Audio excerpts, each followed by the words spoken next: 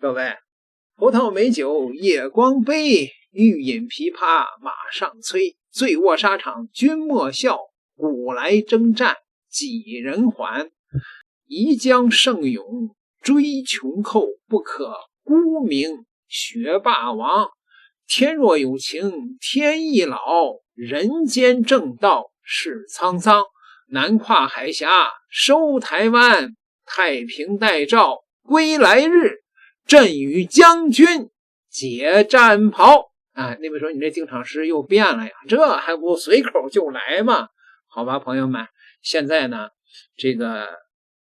台湾已经成了中国的一个软肋，或者说李敖说的那个睾丸了谁捏一下中国都得疼得直叫。韩国瑜去了美国，见到了美国的现任议长约翰逊，中国的红线都快踏成了红地毯了。所以中国的专家和民间都在呼吁政府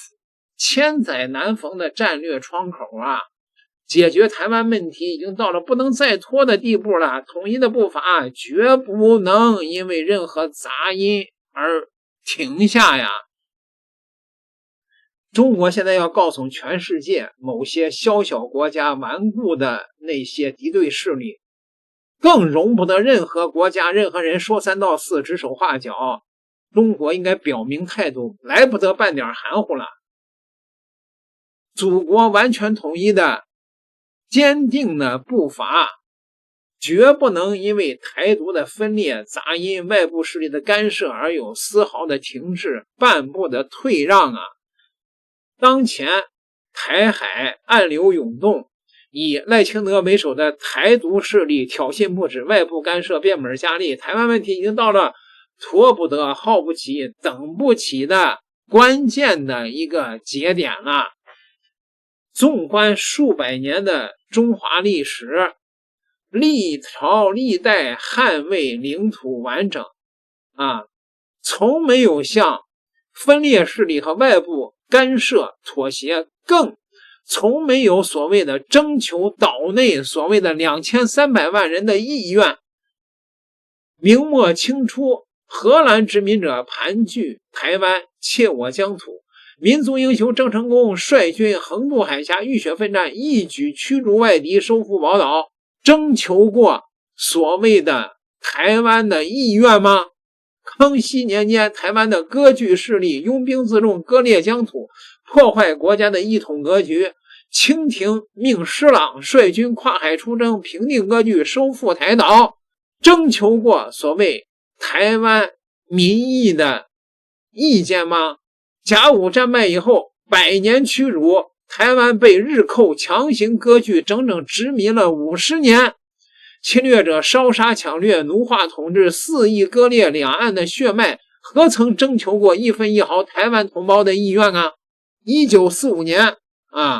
中国人民取得了抗日战争的伟大胜利，世界反法西斯战争尘埃落定。根据开罗宣言、波茨坦公告等国际的铁律，被日寇侵占半个世纪的台湾重回祖国的怀抱，这是历史定论、法理定论，也是国际社会公认的事实，不容任何的篡改，任何颠覆中华儿女浴血奋战换来的胜利的成果。100年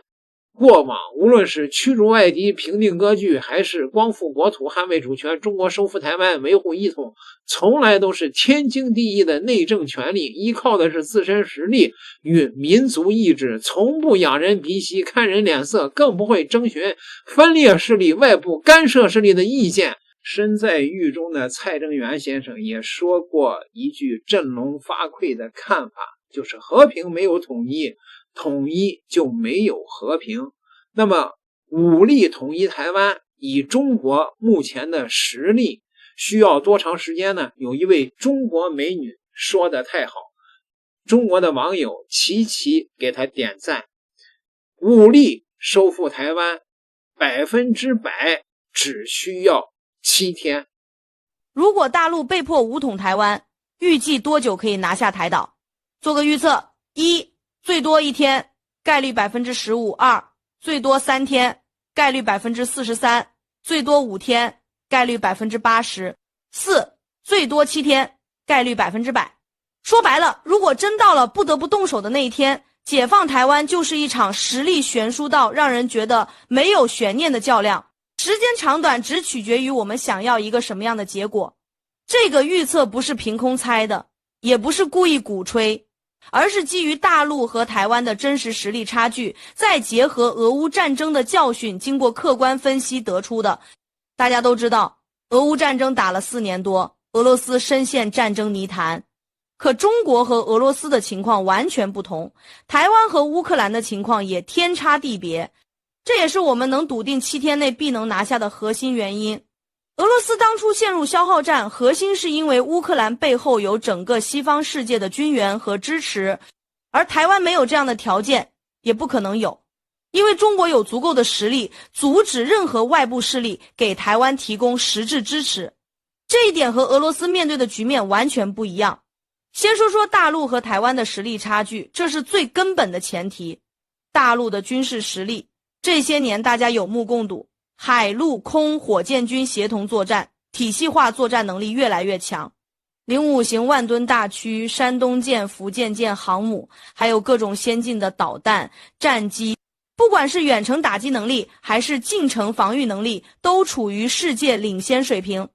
而且我们有完善的后勤保障体系，一旦动手能快速调动各种资源，保障作战顺利推进。再看台湾，台湾的军队规模小，武器装备大多是老旧的，很多还是从美国买的二手货，而且没有自主生产先进武器的能力，一旦战争爆发，武器消耗后无法及时补充。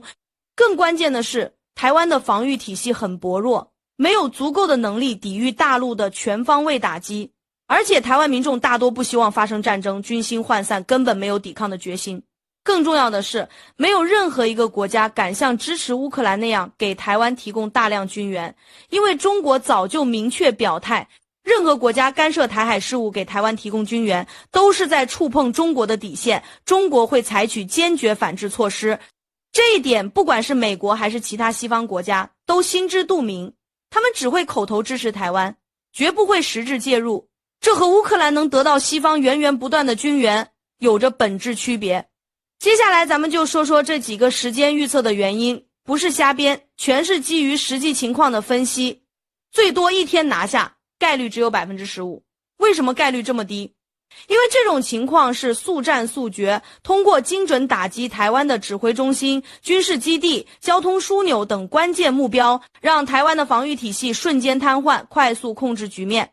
但这种方式可能会对台湾的基础设施造成较大破坏，也可能会造成无辜民众伤亡。我们不想看到这样的结果，所以不会优先选择这种方式，概率自然就低。最多3天拿下，概率 40%， 这是比较主流的情况。我们会先通过精准打击摧毁台湾的关键军事目标，让台湾失去抵抗能力，然后快速推进地面部队，控制台湾的主要城市和交通要道，同时做好民生保障，尽量减少对基础设施和民众生活的影响。